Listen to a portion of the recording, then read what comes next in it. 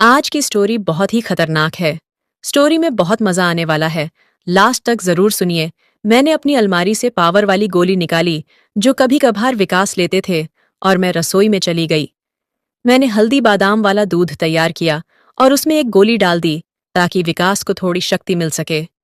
ऐसा करते करते रात के 12 बज चुके थे। फिर मैंने जल्दी से दूध का गिलास लिया और विकास के कमरे में चली गई। विकास बड़े ध्यान से मेरा इंतजार कर रहा था।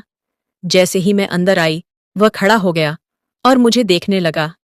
जब वह कुछ नहीं बोला तो मैंने ही पूछ लिया, ऐसे क्या देख रहे हो? बताओ, मैं कैसी लग रही हूं? विकास ने संकोच में कहा, मौसी, मन तो ऐसा कर रहा है कि आपको अभी खा जाऊं। मैंने हंसते हुए उसे दूध का गिलास पकड़ा दिया और कहा, मुझे खाने की जरूरत नहीं है, बस तुम इसे पी लो। विकास ने जल्दी से गिलास पकड़ा और एक सांस में दूध पी गया। दूध पीते ही मेरी, हेलो दोस्तों, आपसे हाथ जोड़कर विनती है कि मेरे चैनल को सब्सक्राइब जरूर करें। तो चलिए, आपको जल्दी से कहानी सुनाते हैं। मेरा नाम अनुष्का है। मेरी उम्र 32 साल है, लेकिन मेरा दिल हमेशा युवा रहता है। अपनी भरी भरी काया और लगभग 5 फीट 8 इंच की ऊंचाई के साथ जब मैं साड़ी पहनती हूं तो जैसे सब कुछ ठहर जाता है। मेरी गोरी रंगत पर जब सूरज की किरणें पड़ती हैं तो लगता है मानो मैं एक चांदनी रात में घूम रही हूं। अब बात करते हैं मेरे 22 साल के भतीजे की, जो मेरा दीवाना हो गया है।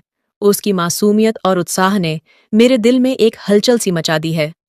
जब वह मेरी तरफ देखता है तो उसकी आंखों में वह खास चमक होती है, जैसे वह किसी खूबसूरत ख्वाब को देख रहा हो। कभी वह मुझसे कहता है, मौसी, आज आप सच में बहुत सुंदर लग रही हैं। इसलिए मेरे पति कभी कभी दिन में ही मेरा पूजन कर देते हैं। हम शहर में रहते हैं क्योंकि मेरे पति सरकारी नौकरी पर हैं। मेरी 3 साल की एक बेटी भी है, इसलिए दूध की थैलियों का साइज और भी बढ़ गया है। मैं अपने पति का आशीर्वाद समझकर रोज लेती थी। भले ही हमारी शादी को 10 साल हो चुके थे, लेकिन मेरे पति अभी तक भूत के दीवाने थे। वैसे आमतौर पर भूत का रंग काला ही होता है, लेकिन मैं बहुत साफ सफाई रखती थी और कभी कभार मेकअप भी कर लिया करती थी। पिछले महीने कुछ ऐसा हुआ जिसका हमें बिल्कुल अंदाजा नहीं था। शाम को मेरे पति विवेश घर आ रहे थे। उनके किसी दोस्त की बर्थडे पार्टी थी, इसीलिए दोस्तों ने उन्हें शराब पिला दी थी और वह बाइक से घर लौट रहे थे। आते वक्त उनका एक्सीडेंट हो गया। इस हादसे में उनके एक पैर में फ्रैक्चर हो गया और डॉक्टर ने कहा कि सही होने में कम से कम 7-8 महीने लगेंगे। ये सुनकर मेरा दिल टूट गया। विवेश का दर्द भले ही शारीरिक था, लेकिन मेरे मन में एक गहरी चिंता का सागर उमड़ आया। जब मैंने उन्हें अस्पताल में देखा, उनकी आंखों में दर्द और हताशा का साया था। मैंने तुरंत उनके पास जाकर उनका हाथ थाम लिया। इसी वजह से मेरी दीदी और मेरा भतीजा विकास उन्हें संभालने के लिए आए थे। मेरे जीजाजी और दीदी तो वापस चले गए, लेकिन विवेश ने विकास को यहाँ रुकने के लिए कह दिया, क्योंकि वह ठीक से खड़े भी नहीं हो पा रहे थे। मुझे ही बाजार से सामान लाने और बाहर के काम करने पड़ते थे। इसीलिए मैंने अपनी बहन को कहकर विकास को कुछ दिन रुकने के लिए बोल दिया। विकास मान गया और बहुत खुश हो गया। विकास मेरे कान तक ही आता था। शरीर भी ठीक ठाक था और रंग भी सामान्य था।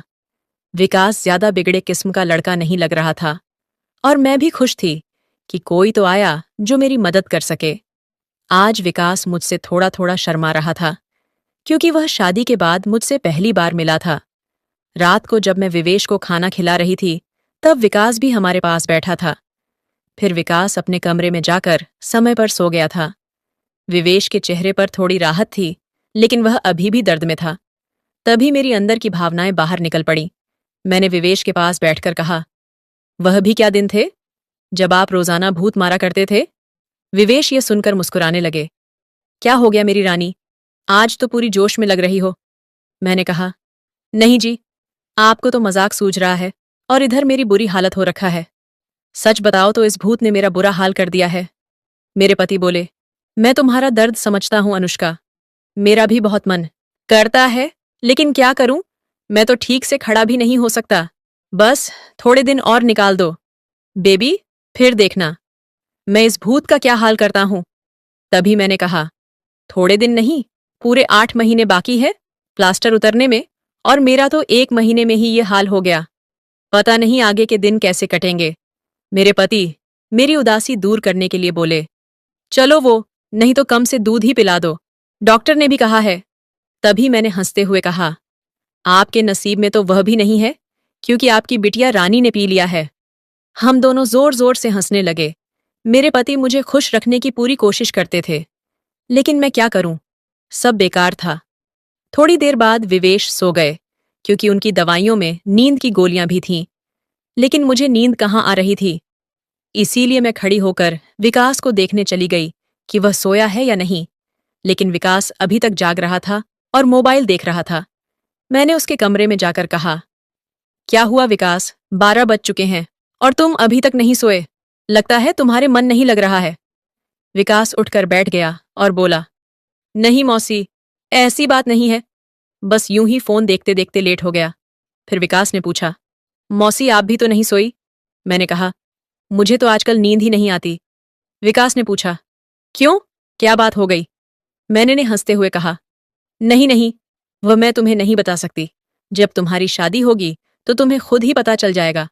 मेरे मुंह से ऐसा सुनते ही विकास ने अपनी नजरें नीचे झुका लीं और अंदर ही अंदर मुस्कुराने लगा।